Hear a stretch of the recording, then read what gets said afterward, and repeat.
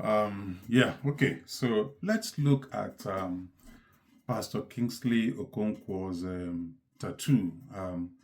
I think that's a thing a lot of people are talking about, especially around the Christian kingdom. And a lot of people are actually trying to break the man for going into tattooing, making it look like making it become a taboo, and then judging him.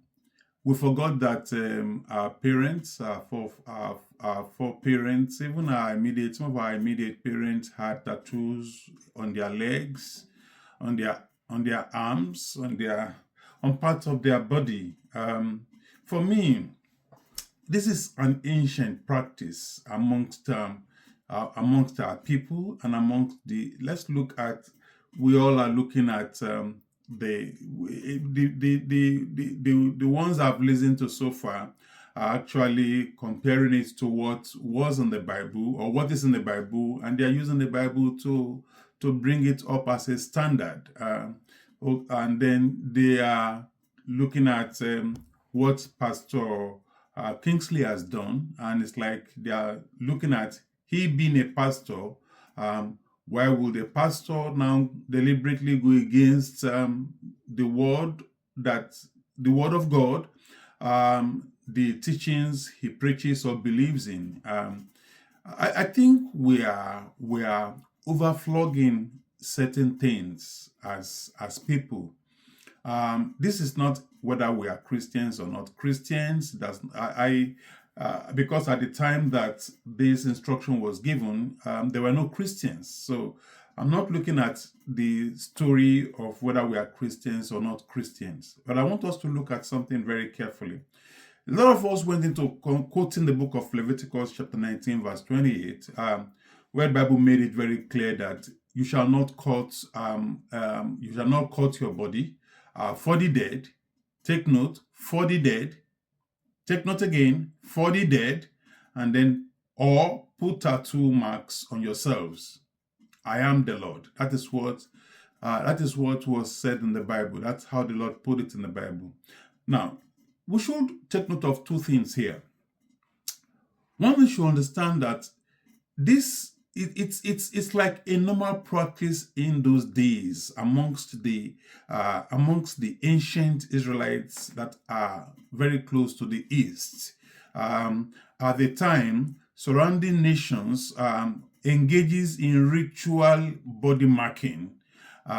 They cut themselves, sometimes in some dancing. Even today, when we look at far north of our country, Nigeria, we see when the Hausas are dancing, we see them try to use a knife. I grew up seeing the Hausas doing some of their dances, using the knife to do some cutting.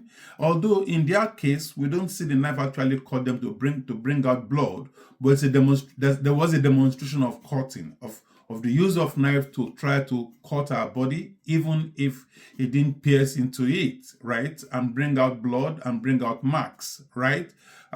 We wouldn't know the way that the ancient Israelites were practicing theirs, but from what we are reading in this particular part of the Bible, it looked to me like they were practicing what was a mark, and this was done for ritualistic purpose. It was done for ritualistic purpose, and it is done on occasions of the dead, probably when they are burying the dead, or they dance to honor the dead. It's something they do to honor the dead. So God at the time was, and this thing was most practiced, or much of the time practiced, by the surrounding nations, not by the Israelites themselves per se. But then the Israelites were copying it. The Israelites in the Far East were copying it. And so God was kind of demanding a separation. Like, God will always do. It was always asking, be different, come out of them, do something different, do not be equally yoked. These are the words of God. These are the messages of God.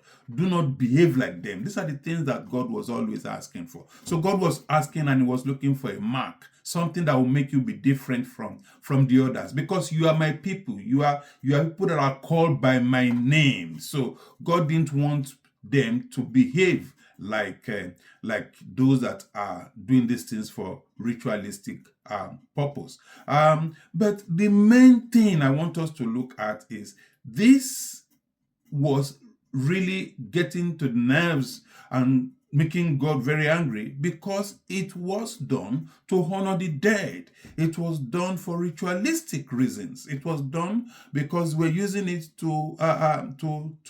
as a mourning. It was like a mourning ritual for the dead, and God didn't want it. And so God was giving them a command and saying, set yourselves apart from these surrounding cultures that are around you. Be different from them. So the idea was for them to maintain a unique identity and to avoid the practices that could lead their faith and their covenant away from the covenant they've made with God. God was always very jealous of his people, protecting them, trying to keep them to himself. All right? And these are the reasons why God was giving these instructions at that time. But now, listen to me.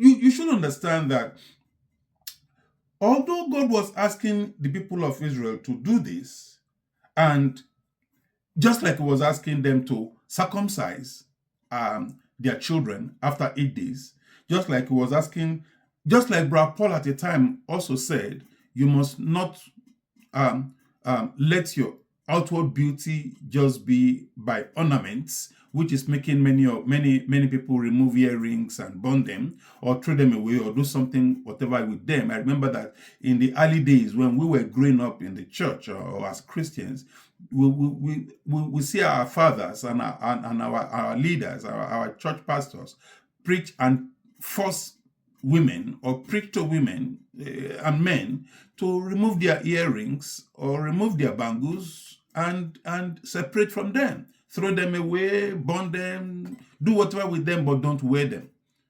And some accepted, some refused, some pretended, some will not wear to church, they'll wear it at home. But look at today's world. Do we say that is again the trending thing? The answer is no. A lot of people don't see it as wrong. That's it. So a lot of people don't see it as wrong. Now, listen to me. Even the tattoo thing, no matter how much you preach or you talk about it, events will overtake this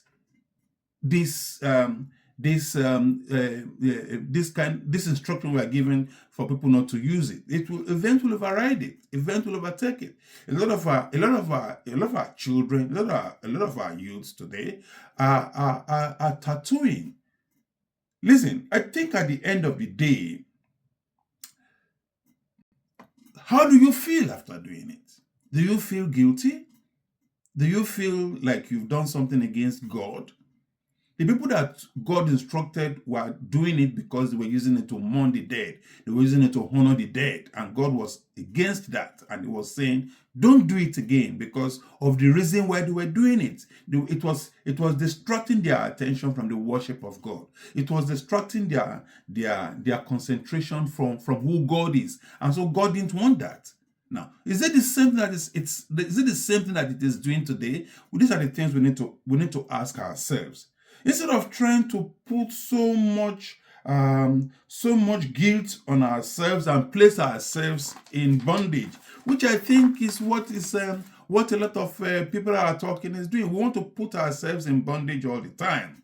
I think this is not what it should be. Rather than condemning things ignorantly, let's look at what things are, the way they are, and then let us make sure that we're not placing bondage in ourselves and try to worship God under bondage, under stress, under laws that we know will not give us a true freedom of worship.